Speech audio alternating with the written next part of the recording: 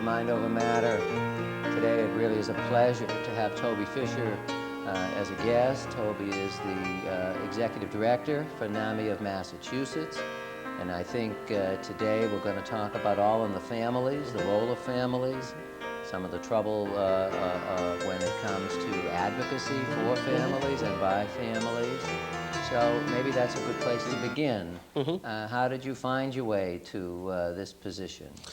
Well, first of all, thanks for allowing me to be here. This is a great opportunity. I actually recently finished a master's degree in business and a master's degree in social work. I am a family member, but that isn't how I ended up at Army. I'm familiar with Army from having worked for a provider organization named Vinfin Corporation. If people have heard about it, a large community-based provider, and had worked with NAMI and actually read a Boston Globe ad that they were advertising for a position, and I interviewed. And the one thing I saw with Army is that it's a wonderful organization. It had some really wonderful heydays, especially around parity, and it had really pushed some great legislation, but had been kind of quiet on the state front. And you know, my question is why? It has so much passion and dedication. So that's why I came here. I'm almost an economics major, and they taught you, the greatest return for the least, for your investment. And I believe my time and my energy is my investment, and I felt that this would be the greatest return. And so far, I believe that to be true.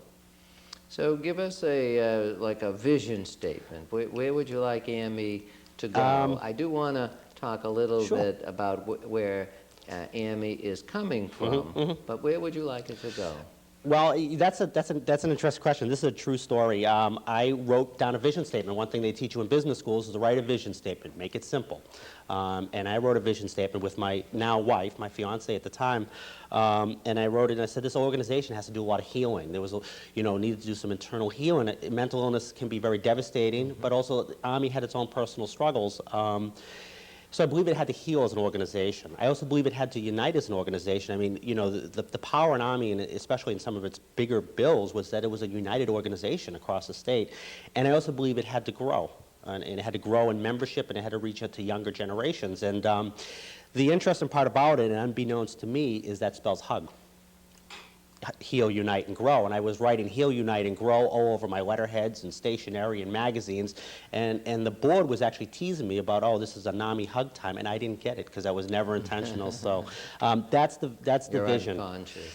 It was, and that's the vision, because I believe, I believe first of all, the organization needs to heal. I think it needs to unite and need to grow. And I think, I believe right now we're probably in the uniting phase, and we're starting to grow. So that's my vision for the organization, that we must unite, that we must be, if we expect to make a difference on a local and state level, we must speak with a common voice. And I believe, those of us who worked in the field, those of us who were affected by mental illness, I mean, we agree on 95% of the issues, that there's not enough funding for mental illness, that mental illness is a grave, it can be, really seriously affect families and individuals, and that there is hope. And I believe these are things we agree on and we can work together on. Now, who is we? I use we broadly. I mean, if we talk about Army, we talk about the Alliance for the Mentally Ill of Massachusetts. We have 2,400 members, many of whom are family members, parents with children with mental illness, sisters, brothers, children even of people with mental illness, and we also have consumers or people affected by mental illness.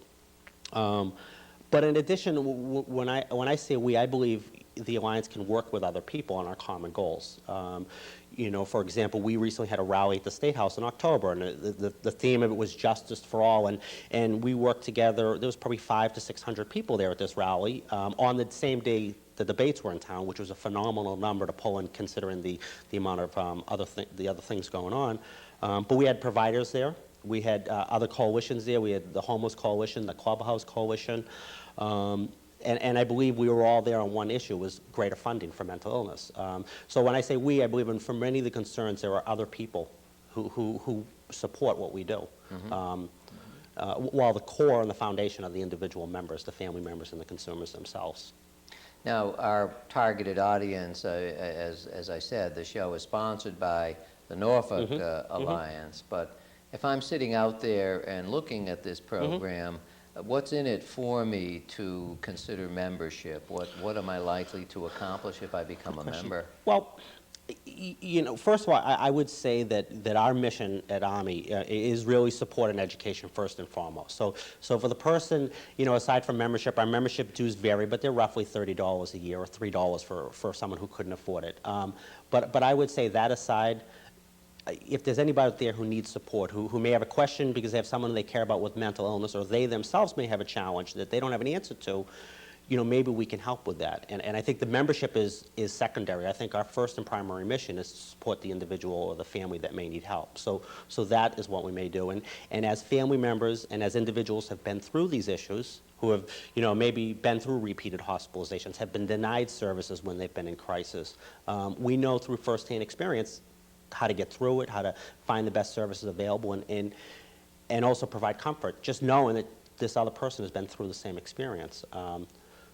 So that is the foundation of the membership. What else? You know, I would say if you're advocating, you know, there is some certain recognition as being a member. You know, if you're advocating with your HMO and you're saying, well, I'm a member of the Alliance for the Mentally Ill and I'm a family member, I think that also does give you at least a little bit more recognition. So, but again, I think the first and foremost is if you're not a member but you just need support, give us a call. So I'm arguing with my HMO. A mother came in today, this morning, to the clinic in South Boston, and she was rather upset that her son, who, let us say, is a chronic schizophrenic,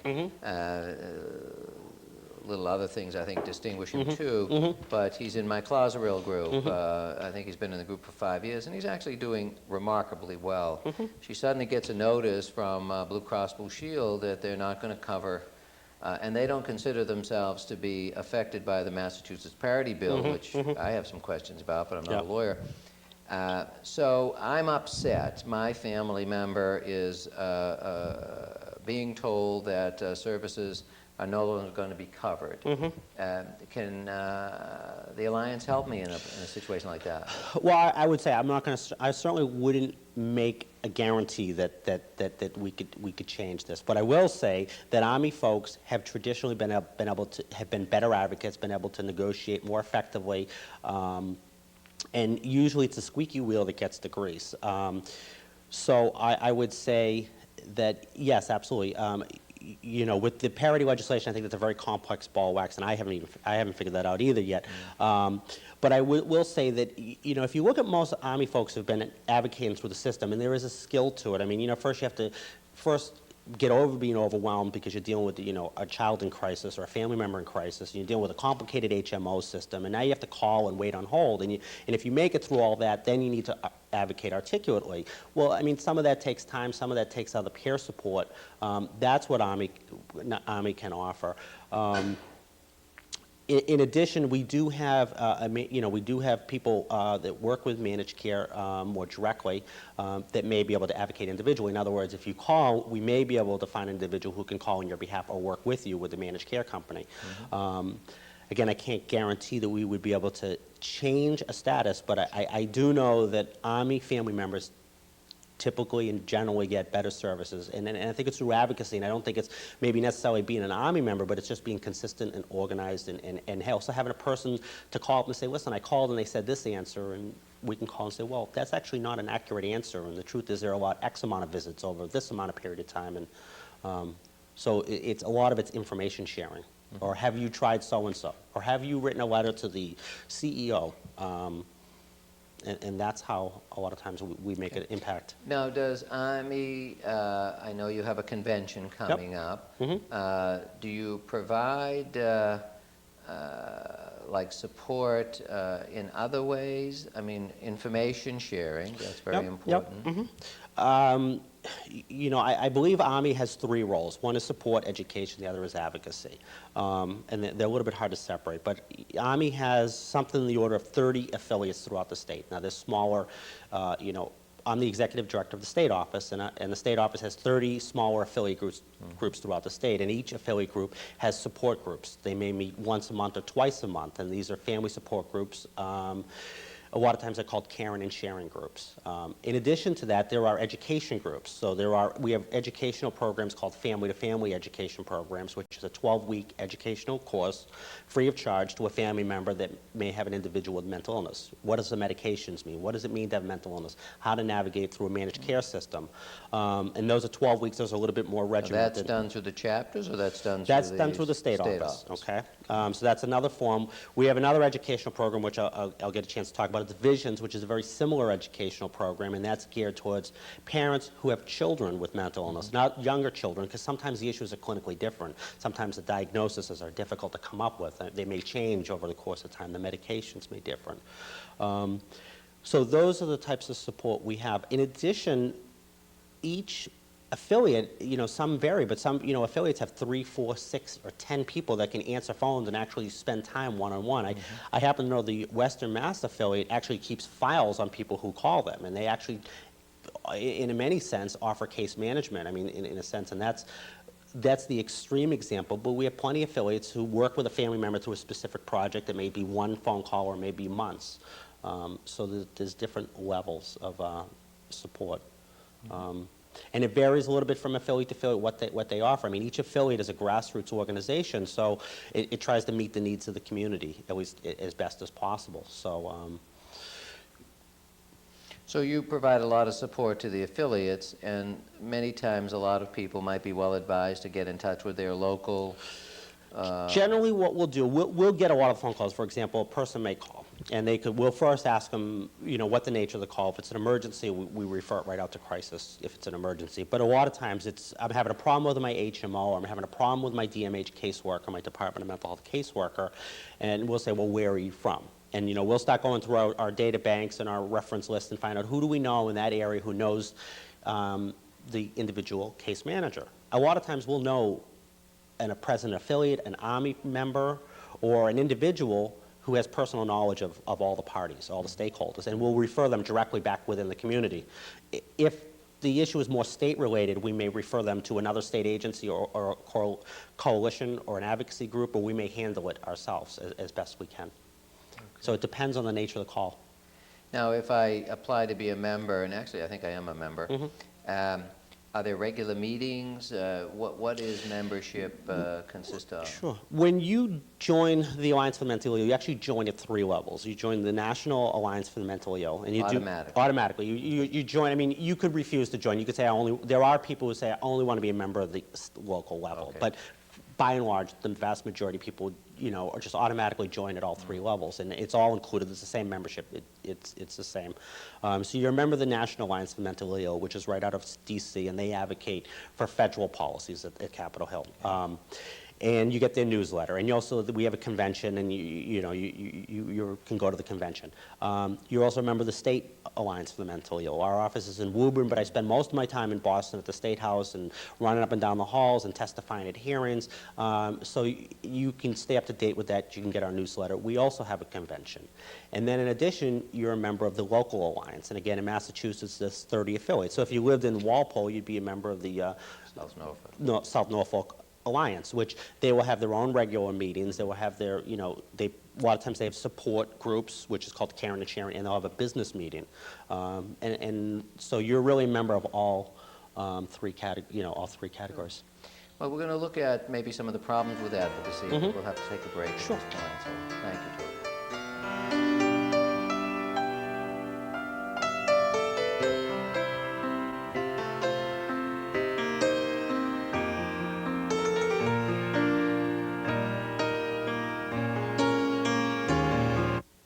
Cabin on the lake. Just me and my wife and fishing. I can tell you what I won't do. Won't just curl up and vegetate.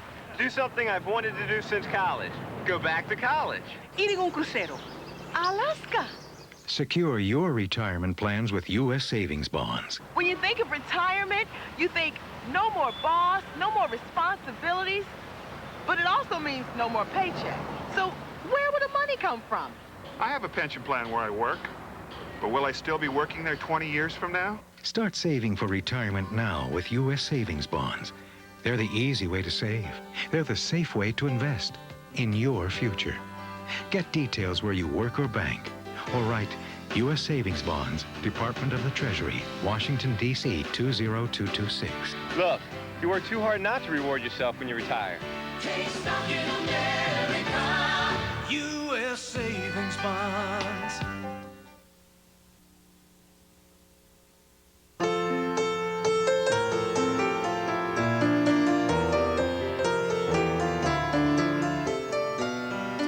You know, I was around when the Massachusetts Alliance evolved. And through the Dukakis years, nobody would really propose much of anything without really getting the alliance on board. And I'd say over the last 10 years or so, we haven't really, and I'm an advocate, we haven't heard a lot from the alliance. So where has it been, and what's happening to correct some of that? That's a good question. And this again goes back to why I really sought out to work with the Alliance, going back from my greatest investment. I always happen to be a believer, an optimist. But, you're absolutely right, especially, I've been going through some of the old files and through because I have the entire, everything is like an archaeological dig in my office. And, you look through the 80s and recognitions from the governors, picture with this, picture with that on, major network TVs, and then through the 90s you really don't see a lot of that. And I think a couple things happen.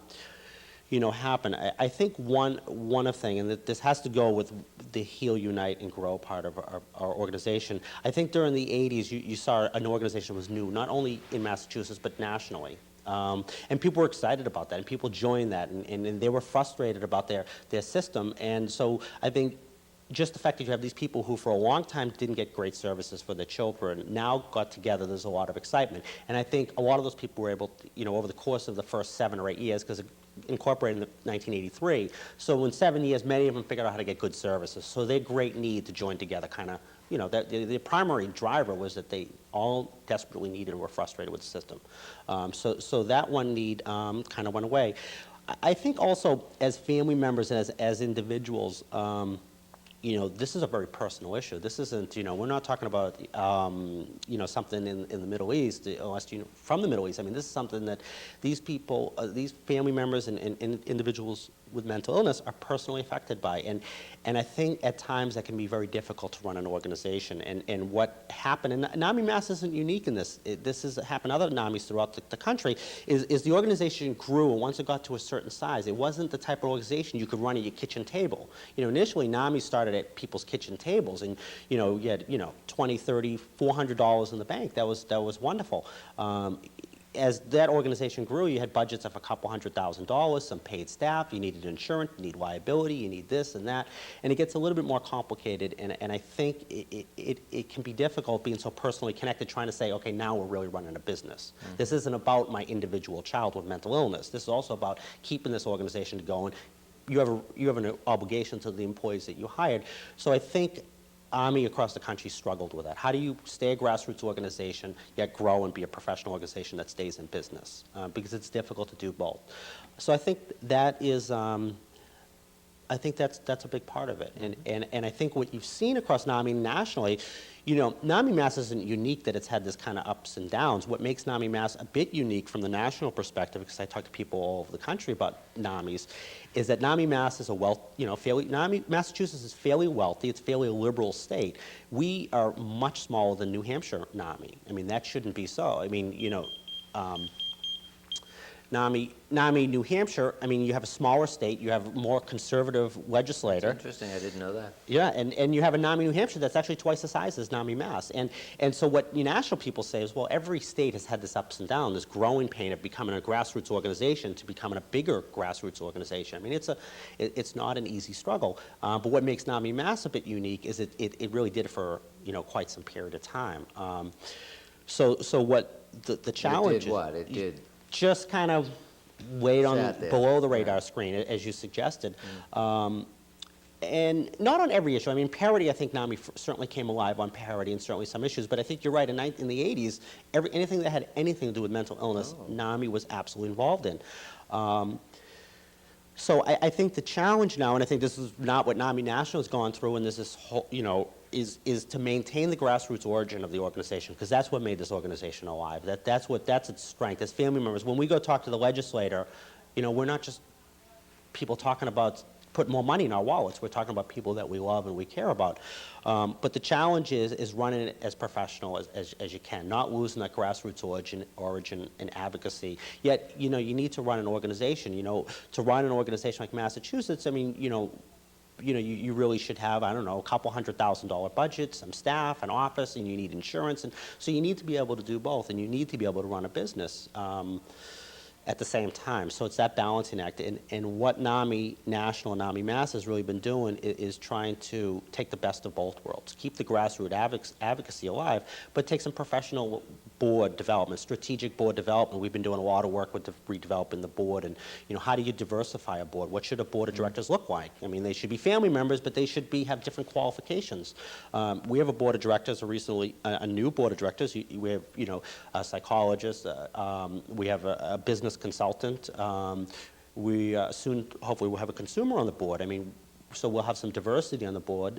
And that's a professional trend. What you want is people who have the family experience, but also you want some professional experience on the board too. So that's one thing we're doing. What do you need a board for? The board, well, in the Alliance for the Mentally Ill, the board of directors really is the governing board. I mean, and that's true of any organization. I mean, I really am, I'm the executive director, but I am in fact an employee of and the board of directors is they are the leaders of the organization. And when you have a board of directors, you want a good-sized board of directors that has some diversity that can work as a team together, because I think it's proven time and time again that a well-diversified, team-oriented board, in other words, a group of people who have different ideologies but all have a common mission, who have some varying experiences, if they can work together as a team, they can create a better product. They can create a stronger vision. They can create a stronger leadership. And that's who we look to. I mean, when I speak, I should be speaking on behalf of the board of directors, who in fact should be speaking on behalf of the membership of the Alliance for the Mentally Ill. Because the board of directors for the Alliance for the Mentally Ill is really representative. It's a representative body based on geographical areas. So in other words, we have 2 representatives from the southeast area, 2 from the Northeast. So these people really, the board of directors should be speaking on behalf of the local affiliates. So that's the optimal scenario. And I think what happened, you also saw a board of directors that didn't necessarily represent. It wasn't necessarily geographically or diversified. You didn't necessarily have a diversified board, and I think that's something we've worked hard on. So this reorganization, do you think it's going to allow the group to channel? I mean, clearly it had at one point in time a lot of clout. Do you think it'll allow it to regain it and channel it properly? I believe so. I mean, I truly do believe so. I mean, I even think right now, just over the past 9 months, I mean, our membership has gone up. We've probably, I want to say we've seen a 10% increase in membership. That's a significant increase. That's more so. In 1990, in 2000, there was the membership virtually was the same. It went up, down a little bit, but it virtually didn't change. Over the past 6 months or so, we've seen about 200 new members, and a lot of that, I think, arose out of the rally. I mean, how many organizations can put 500-600 people at the State House on mental illness? Certainly the Fires Union can do it about payroll, and the Teachers Union can do it, but when you talk about mental illness, there are very few, if any, other organizations that could put 500 to 600 people on the State House. And we walked inside the State House, and I think people saw that. I also think that the other trick is, one of the things I think that happens at the State House, certainly, the impression is there's this pie of money, and there's only so much. So the children only get so much, the adults only get so much, and so it's limited. So the real game, I believe, is take the advocacy groups and make them fight with each other. And what it creates is a very disorganized advocacy strategy. Effective, too. What's that? I say it's an effective strategy. Yes. I think it was one of the questions I wanted to ask. Do you think that state government, to some extent, has helped weaken AMI? I don't think, I'm not the conspiracy theorist where I believe that they did it on purpose, but I believe there's some mentality at the State House. There's a limited amount of money, and that's all you can get, and it either goes to children, or it goes to you, or it goes here, but you all can't get enough. And I think that's always been at the State House, and that just helped feed the advocacy groups. I think what you've seen through the advocacy groups, especially with the Army, you know, right now we're working with the Parents Advocacy League. I can tell you right now that's not happening in any other state to the extent. I mean, we are not only have a collaborative advocacy working relationship, then the Parents Advocacy League is similar to Army, except they tend to represent the children. You know, in many states, they don't even work together because they believe in this pie theory. Well, if you get the money, it means I don't. In Massachusetts, we have a collaboration, and not only do we have a collaboration, we're actually putting a whole education program together statewide. And I don't think there's any other state doing that right now that I know of. Mm-hmm. We're also working with Empower. If you look at our board of directors, you actually see crossover. One of our board members sits on the PAL board. So the idea that the advocacy community is getting up to speed was we must advocate with a single voice. Doesn't mean we have to agree with everything behind closed doors, but when we're an open door, we're all singing the same song. And this year it's money, because money, you know, this is a very, mental illness has taken a backseat for a lot of years. Well,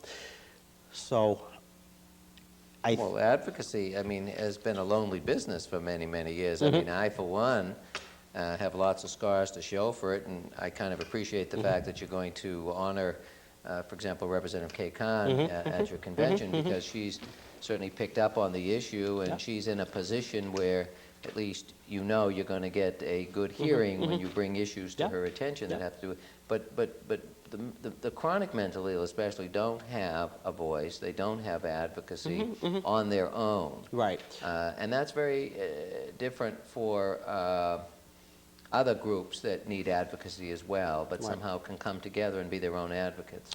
Well, that's actually, you have a new organ. It's not new. It's been around for a couple of years, but it's becoming more recognized as Empower. And I don't know if you're familiar with it, but that is a consumer-based organization. And you know, I would venture to say that they advocate on behalf of the chronically mentally ill. That many of them, in fact, themselves suffer from chronic mental illness. I think you see that they're growing, and what I've been working on, and what we've been working on, is building a collaborative relationship. I believe Empower must be its own organization, because I believe that they should have their own advocacy organization, but I believe we must work together as family members and as consumers, because I believe our agenda, 95% of what we believe in, is the same. I mean, really, if you take all of us, the providers, the clinicians, the legislators, well, maybe not the legislators, but advocacy groups, you put us all in the room, we're going to agree on 95% of the issues, and that's the stuff I want to focus on. The 5% that we don't agree on, I'm going to save that for a rainy day.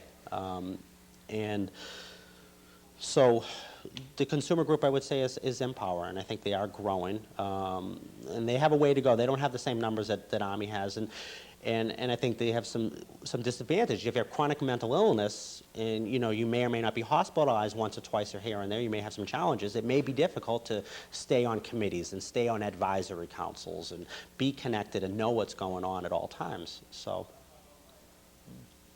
do you see the Alliance moving back to a position, and maybe through some of the networking you're alluding to, moving back to a position where it'll... That's certainly the hope, and that's certainly the hope. I mean, I truly believe, again, when I took on this position, I truly believe that Army had so much more potential than what it was doing. I truly believe that Army, you know, and there's certain parts of the state that people really do know who Army is, and I think the western part of the state, you know, has a very strong presence, and I certainly would like to create that over the entire state, and not necessarily, you know, which affiliate. I don't think it really matters, but I think I would like people to, you know, when it comes to mental illness, we need to talk to Army. You know, that's certainly true in the western part of the state, I can assure you, and I believe that's possible for the rest of the state. I believe, you know, there's some work we must do first. It's not going to be overnight, and it's not going to be easy. And some of the work we must do is heal and, you know, work together as an organization. And while we may not always agree on everything, I believe we agree on 95% of the issues. And what I say all the time is why we even talking about the 5% we don't agree on, because all we're doing when we argue with each other is giving more money to the big dig. There's been a lot of that. Well, look, maybe after the break we'll talk a little bit about priority issues for Army. Yep. And, so we'll continue in a moment. Thank you. Sure, absolutely.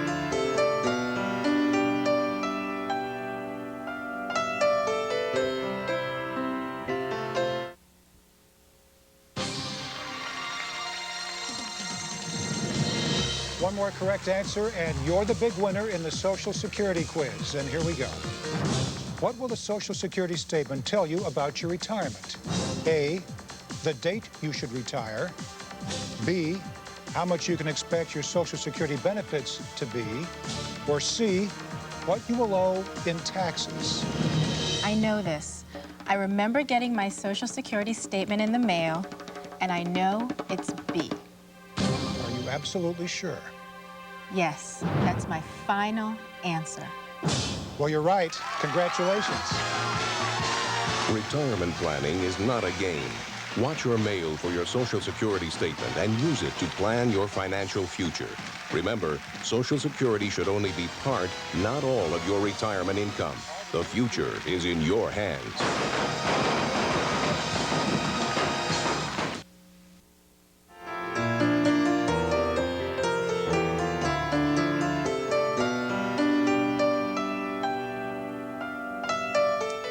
Let's perhaps talk about what the priority issues are for Absolutely. the Massachusetts Alliance and go from there. Sure. The legislative priorities for this year, I think, first of all, we have three agenda items, three public policy agenda items. One is, I'll give you the short versions and then go into detail. One is funding, greater funding for mental illness. Two is greater membership on the Mental Health Caucus, which is a group of legislators that meet regularly at the State House. And three is more of an exploratory goal right now, but we're really looking into better ways to work with the criminal justice system and the mentally ill and some of those issues. And it's a very tricky. Well, that's a hobby of mine, so I want to hear more about that. Well, we're in on that particular one, we're in the exploratory phases. So I'll go over the first two goals because we do have concrete goals, and we're trying to meet those goals. I believe if you want to accomplish something, you have to at least be able to explain what you want to accomplish, and it should be pretty concrete. Otherwise, I think a lot of times as advocates, and I say this, I talk to other lobbyists and I talk to other advocates, people who do this professionally, who've been trained in this. And the one thing they have over us, they know when the hearings are, they know what to ask for, they know how to ask for it, and they know very concretely to ask for it. But the one thing they don't have is they're not personally affected by this issue. They're always viewed as trying to increase their pocketbook.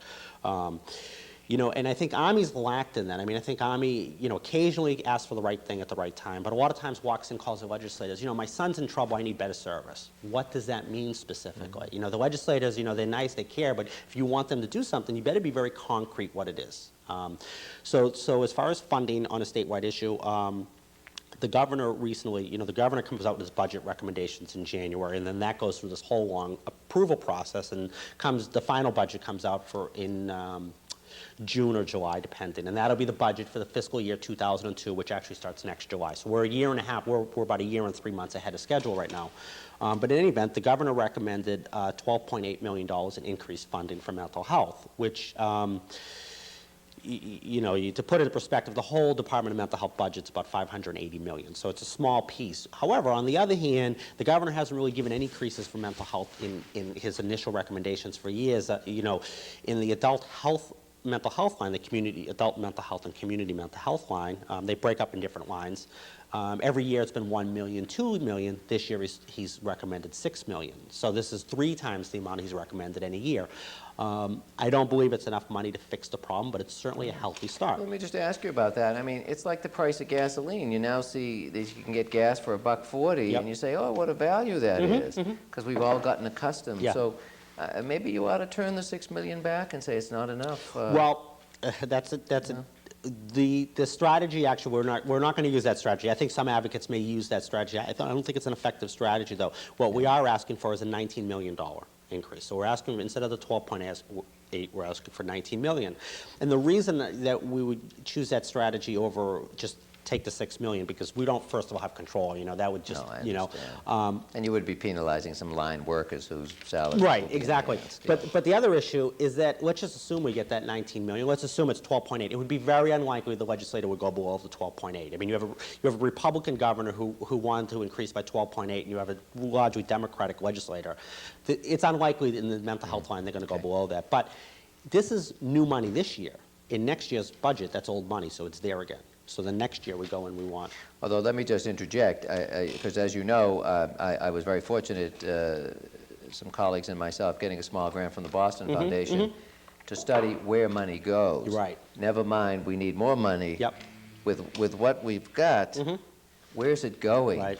And are we getting a good bang for the buck? Yep. And I'll tell you, it's very hard to do a proper analysis of that. Yep. But I quite frankly think that there's a lot of money in the system. 580 million is a lot of money. Yep, absolutely. I'm not convinced that it's going in the proper directions. And I'm not just talking about, Right. you know, this priority versus that priority, but the cost of delivering services is extraordinarily high, and that's what we're trying to study point. in this grant.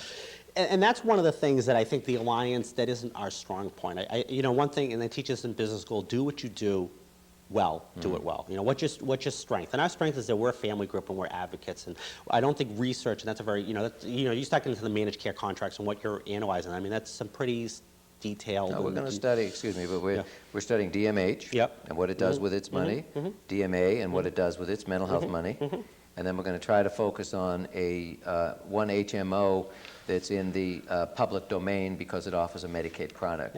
So we're going to do a very limited review, but it's basically where is public money going? Sure. And is it really going where, in fact, the chronic mentally ill need it to go? Yeah.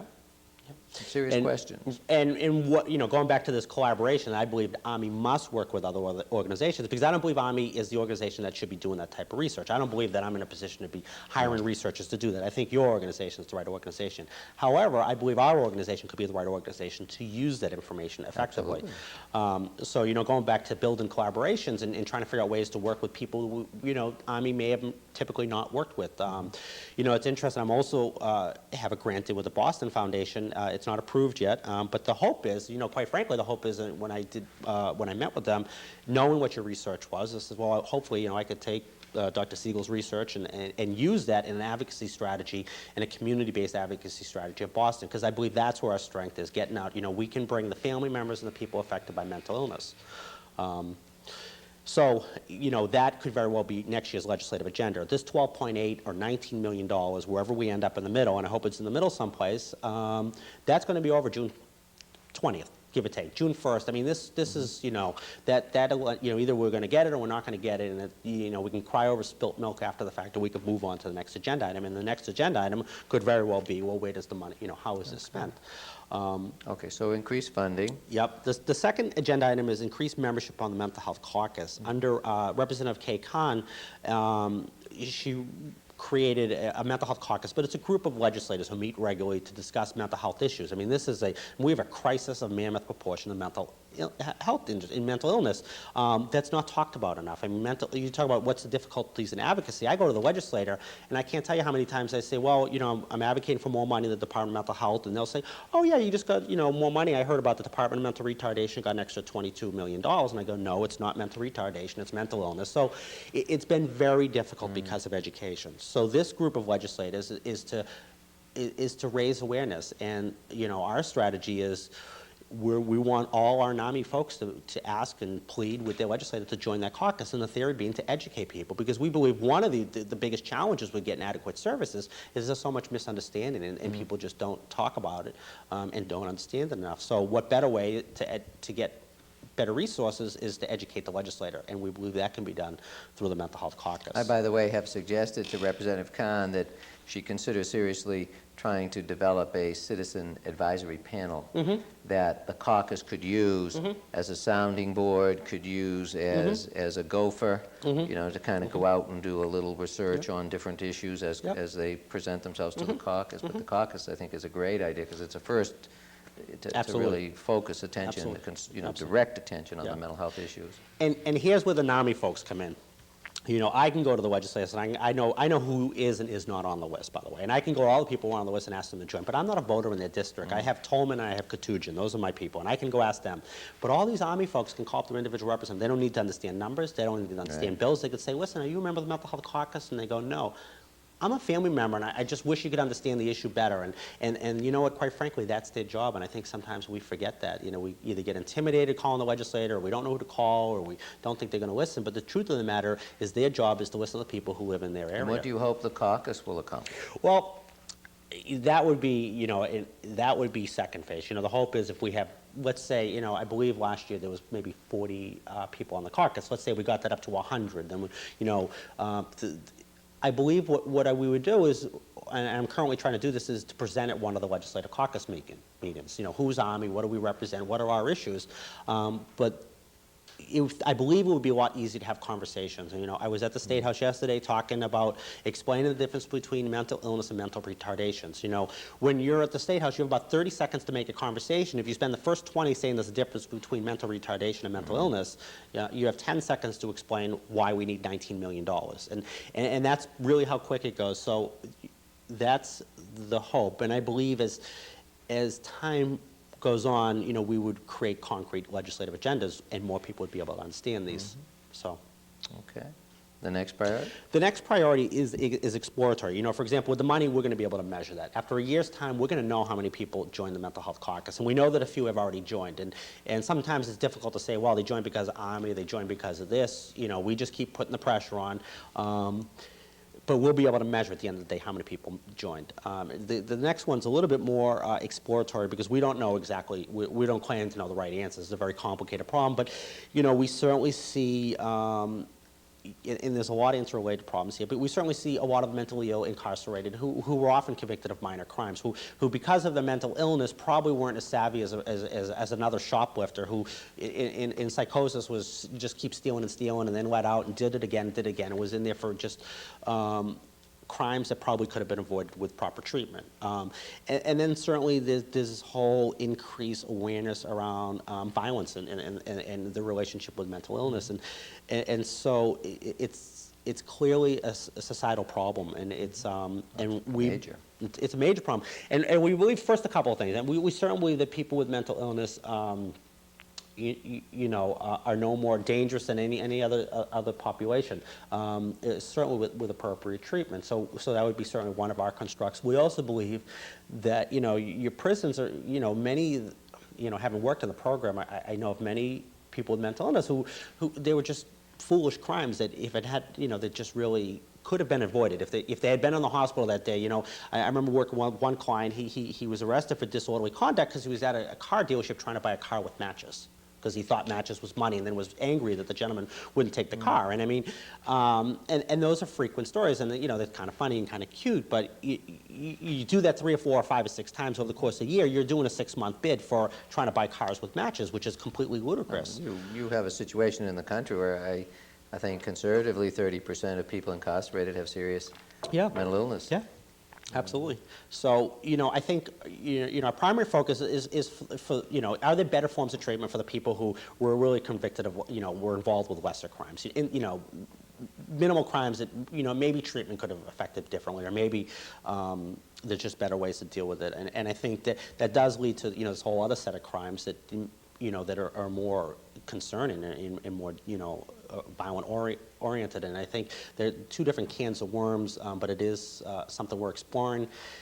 And so we don't have a clear goal. We just believe there has to be a better way, and it has to be more cost effective. Could I suggest humbly one goal, very concrete? Yeah. I would like to see the Alliance insist that Bridgewater State Hospital become JCAHO accredited immediately. There's been lip service paid to the process. It's proceeding, and that's really the instigator for a lot of this is Representative Khan. But I do think in response, the DLC has resisted and pays a lot of lip service to it and is fully committed to it, but I have a bet with Representative Khan that it isn't going to happen in our lifetime. It ought to happen immediately. It's a state hospital, therefore it should be accredited by the only organization that accredits hospitals in the country, JCHO, and I would like to see the Alliance really get behind that. And how obviously the rest of the Salvey report gets implemented in terms of quality of services in the jails and prisons, that's yet another factor that I think is very important for the Alliance to pay attention to, because it's the biggest state hospital in Massachusetts and it's the biggest hospital in the country. And the services are pathetic, and they're very, very poor. And unfortunately, it's hard. I worked at Bridgewater for a number of years, so I got a taste of it. It's hard to see it if you just visit. We're going to have to take a break. And then we'll talk a little bit about the future and how you'll measure your success and how we can all collaborate. Good. We'll take a break. Thank you. Excellent.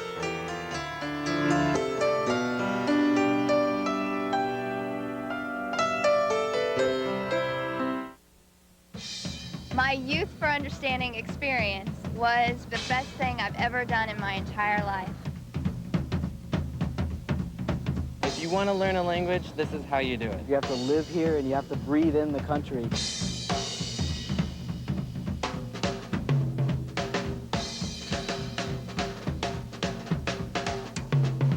You meet a whole new family that are willing to accept you and take you in. I feel like, just like I'm a part of your family. Being involved with the family, living right at home, that has been my best learning experience so far.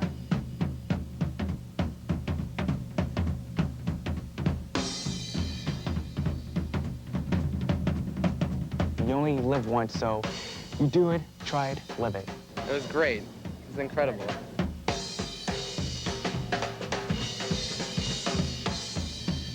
Go global.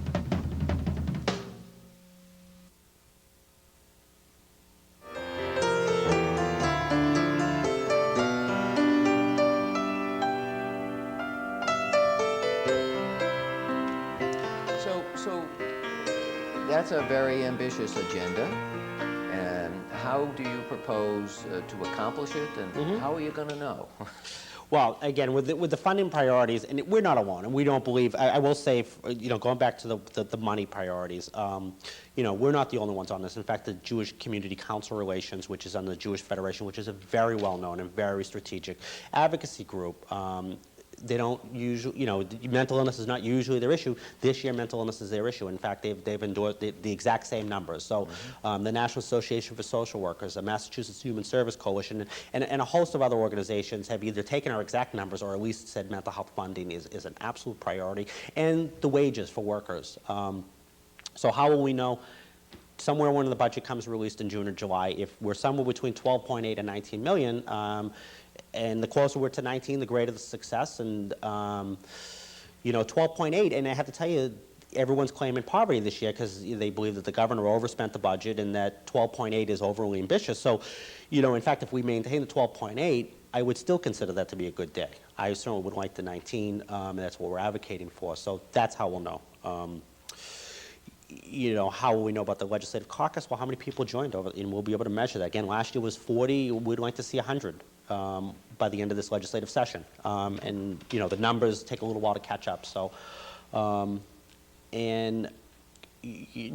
guess implicit in that is how will I know success in the organization? I don't know if that, how will we know? I mean, I believe NAMI Mass is somewhat in a rebirth and a regrowth. I believe if you look at what the state board and who it is, I mean, historically, NAMI Mass would have never hired a master's in business. I have an MBA. I was the president of my class. I was known for, business consulting and, finance, and I also have a social work degree. And I wasn't coming in as a family member, although I am a family member. That was not part of my interview. I would not be a typical candidate. I mean, NAMI Mass has really taken on a different approach, and the approach really is a collaborative approach to maintain the family grassroots advocacy, but also really try to professionalize this organization and bring it back up because things have changed. Volunteerism has changed. I mean, things are different. Today's volunteers, the people who may be, working don't have 20 hours a week, or both couples may work, both spouses may work, so they don't have all day on a Tuesday afternoon to run down the State House. So, us as an organization must change. Mental illness has changed. You see a drastic increase in mental illness among children. I mean, it's unbelievable, and much more so than I think anybody predicted.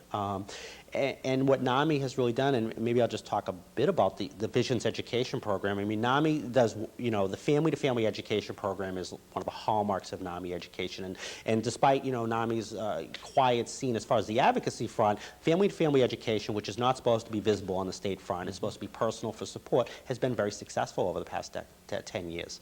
And Visions is now the exact same model, but really geared towards parents who have younger children. And it's also, the schedule will be different. This will be held at night. The trainings will be on the weekends to accommodate change of schedule. We may have babysitting functions involved in the training so that, it's very difficult to get a parent to go to a training and then say you need your babysitter. And then training for what? This, again, Visions is a family education course. It's a 12-week education program, so that if you were a parent with a newly diagnosed child, you could come to our course for free for 12 weeks. And let's say we met every Tuesday from 7 to 9. And the first week we might be on medications. What are some of the typical medications children the second class might be on, well, what are some of the diagnoses and what does this mean? And so the whole 12 weeks, each week is a different segment. And it's medications, it's advocacy, it's diagnosis, it's treatment, it's emergencies. Does it keep recycling, the 12-week course? The 12-week course happens in the spring and in the fall. Okay. And that's the same thing family to family does. So Visions is really the same thing that family to family is, and this has been going on for years. This will be focused towards children, because family to family really geared towards the whole scope of mental illness. Well, some of the issues that you see in mental illness in children are unique. And you know, having a child who's 45 years old in a group home is not the same as having a child who you can't even figure out what the diagnosis is, and who, you know, one day is the most lovable child in the world, and the next day is in, you know, in a tantrum. And there's a whole slew of new issues. So that's what Visions is designed for, and that's also designed to bring in new members. You know, I think if you look at the age profile of our membership, you know, I think a large part of our membership's now retired, with children probably in their 40s or 50s. Well, that's a chunk of who's affected by mental illness, but that's not all of the people now. And so Visions will really gravitate towards creating you know, the next generation of NAMI folks. And for the first couple of years of their involvement, they may just be here for support, and they just may take the education courses and show up to a support group. But as you know, things get stabilized for them, hopefully they'll become the future generation of advocates. Because that's usually the progression for NAMI folk. I mean, usually they come for support. They don't come because they want to kick and scream at the State House first. Usually because people come because you have a personal problem with a family member or yourself with mental illness, and you don't know what to do about it, and you need someone to talk to or help you through this challenge. And then as you figure your way through that, things stabilize, a lot of times become great advocates. And I think that's true for most Army members. So. Now, why should I go to the state convention? Well, the state convention, you know, I think in themes, by the way. Everything's in a theme. The theme of the convention is United We Can.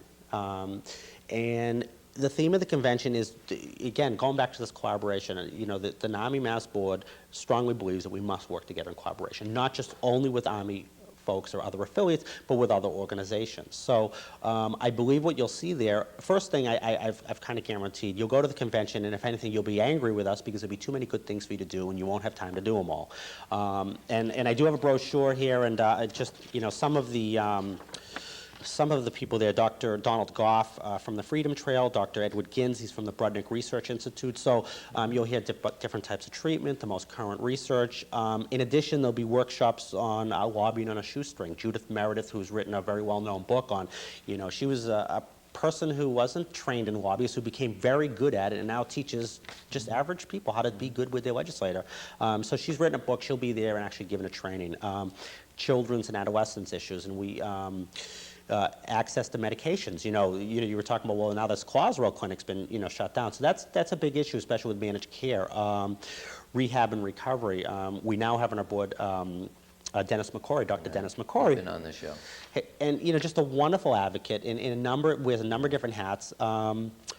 So he'll be there. So what will a person get out of it? You'll have an opportunity. Again, you're probably going to the workshop and you won't be able to go to all the, we're going to actually try to see if we can have them taped so you can, you know, go home with the tapes. I think one of the other workshops that you see there's a couple new, I mean, you see a number of different pieces of this convention called United We Can. There's a consumer empowerment workshop. Actually, we recognize Deborah Delman and Jonathan Delman, they're strongly associated with the Empower, this consumer movement. We're recognizing them as the consumers of the years. I mean, we just believe that they've been phenomenal leaders in the consumer movements.